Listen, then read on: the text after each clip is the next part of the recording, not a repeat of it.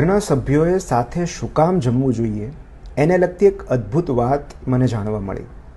મારા નાનીને 7 સંતાનો, જેમાં મારા મમ્મી સૌથી મોટા. બાળપણમાં મારા માસી કે મામા જ્યારે પણ મારા નાનીને એવી ફરિયાદ કરતા કે આજે શાક ઓછું છે, ભાત ઓછા છે, રોટલી ઓછી કરી છે, ત્યારે મારા નાની કહેતા બધા સાથે બેસીને જમી લો એટલે થઈ રહેશે. વર્ષો પહેલાં વડીલોએ આપેલી આ સલાહ આજે પણ એટલી જ લાગુ પડે છે. આજે ભલે આપણે આર્થિક રીતે સદ્ધર હોઈએ, ઘરના દરેક સભ્ય માટે અલગ અલગ રસોઈ થતી હોય, જેને જ્યારે સમય મળે ત્યારે જમે, પણ સાથે બેસીને વાતો કરતાં કરતાં જમવાથી જે બોન્ડિંગ અને લગાવ વિકસે છે એ એકલા ટીવીની સામે જમી લેવાથી નથી વિકસતો. The family that it's together stays together. જેઓ ડિનર ટેબલ પર સાથે હોય છે તેઓ આજીવન સાથે રહે છે. કારણ કે સાથે જમવાથી જે સૌથી મહત્ત્વનો સદ્ગુણ વિકસે છે એ છે એમ્પથી. અને એટલે જ સાથે જમવા બેસીએ ત્યારે રસોઈ નથી ખૂટતી. રસોઈ ત્યારે જ ખૂટે છે જ્યારે અન્યનો વિચાર કર્યા વગર આપણે વહેલા જમી લઈએ છીએ.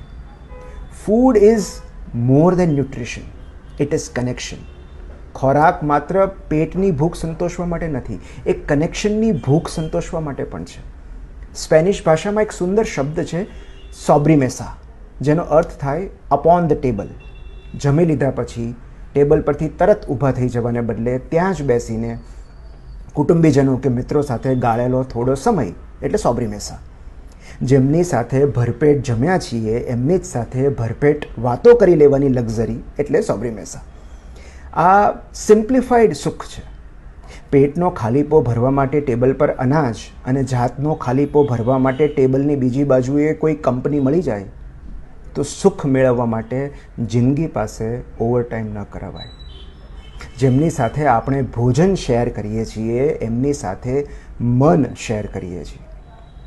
ક્યારેક 56 ભોગ આરોગ્યા પછી પણ આપણે અસંતુષ્ટ અને બેચેન હોઈએ છીએ તો ક્યારેક મિત્ર સાથે પીધેલી અડધી ચા પણ આપણને નિરાંત અને પ્રસન્નતા આપી જાય છે. જમવા માટે ફક્ત હાથની નહીં સાથની પણ જરૂર પડે છે. શું જમીએ છીએ કે કેટલું જમીએ છીએ એના કરતાં કોની સાથે જમીએ છીએ એ મહત્ત્વનું છે. જે ક્ષણે અને જે સ્થળે જઠર અને જીવનનો ખાલીપો ભરાય, સુખ ત્યાં જ અનુભવાય.